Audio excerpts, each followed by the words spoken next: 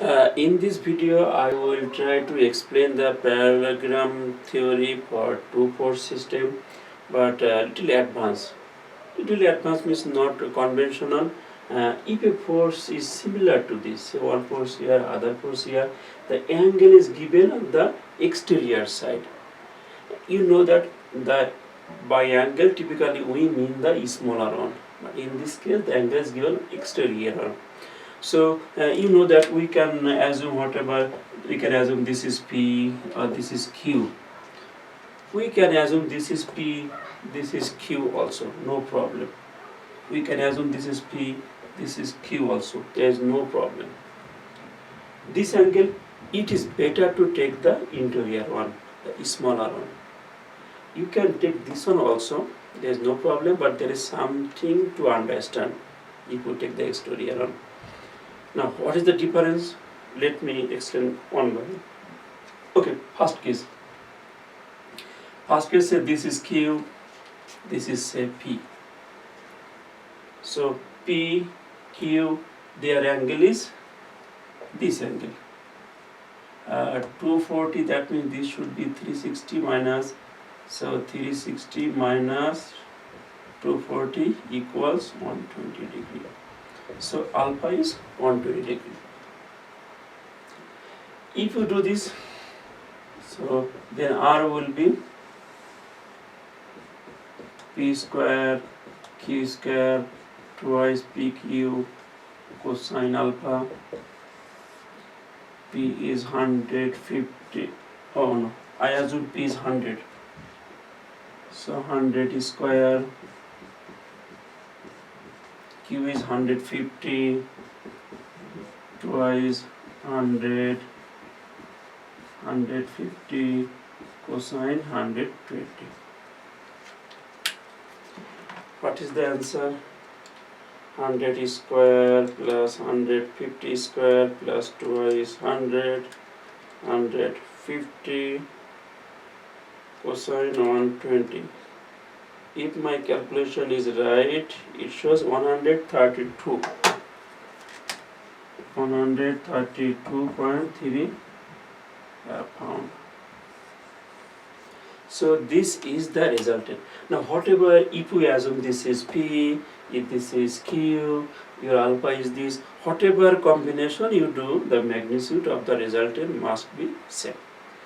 In the magnitude of the resultant, there is no problem.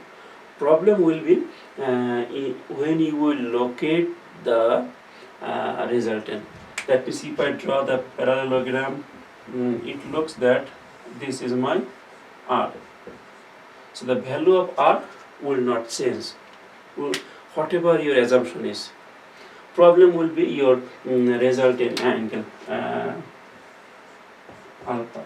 We know that alpha is tan inverse Q sin alpha P plus Q cos alpha. Now this angle is which angle? Is this angle, or from this side this angle? That is a confusion area. But if you, to make it simple, if we assume the lower side, the smaller angle is your angle alpha, then it is straightforward. If you get this positive, it is from P towards Q. If you get it positive, it is from P towards Q. So it is your P here towards Q. So from here to here will be your alpha.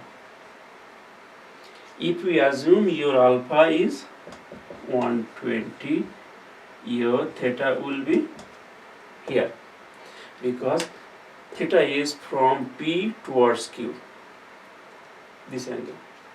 Now if we assume this is your P, okay, now maybe I am making it difficult for you. If we assume this is P, this is Q, this angle is your alpha, then your theta will be from P towards Q. That means in that case the alpha will be here. That is something. If we assume P, Q, this is your angle, your alpha will be here. So depending on your assumption of P and Q, your theta will change.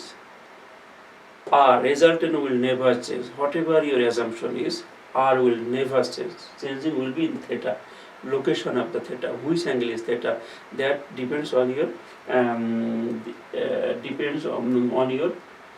assumption. Maybe I made here so complicated, so again let me make it simple.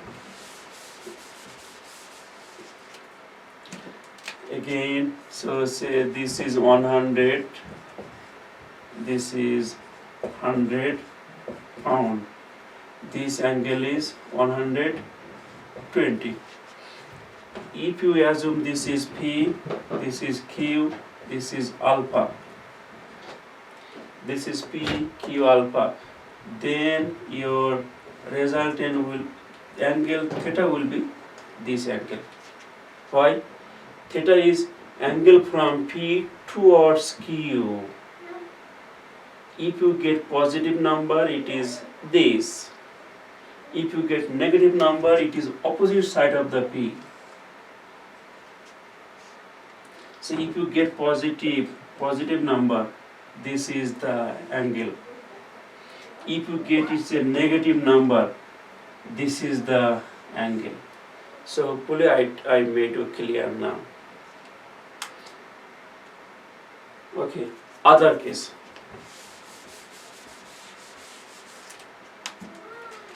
So this is 150, this is 100, this is 240 pound. If you have, this is P, this is Q, this is P, this is Q. So your resultant will be here R, but where will be your theta? Where will be your theta? That is the question. Because you assume P, and this is your angle. That means you are actually going this way. You are actually going this way. If you assume this is your angle. So your theta will be from P towards Q. But you know that sine, cosine, this angle in calculator, it doesn't go more than 90. So if it is more than 90, say if it is 120, your calculator will show 30. So in that case, here to, so your theta will be here to here actually. This is your theta. But your calculator will show only here to here. So whatever value you will get in your calculator, that is here to here. If we assume this configuration. So this will be your theta. Other case. So this is 150, this is 100 pound. Say you assume something else. You assume this is 120. You assume this is P, this is Q. So P, Q, alpha. In that case, your theta will be from P towards Q. That means if this is your resultant, this will be your theta from P towards Q. If this value is positive, then this is your theta. If you get this value negative, that means from P towards Q. If it is negative, then this will be your theta. If it is positive, this will be your theta.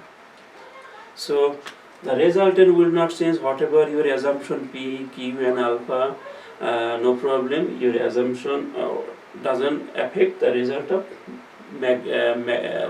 of the resultant or magnitude of the resultant. The problem will be theta. But to my suggestion, always use the interior angle, smaller angle as your angle 120. That way you can make it very simple. If you make smaller one is your angle, then forget about PQ. You can assume whatever you want. Just remember theta is, if theta is positive, it is from P towards Q. If theta is negative, it is from opposite side of the P towards Q. That's it. Hopefully you understood. Go to your book and practice similar problem. Thank you.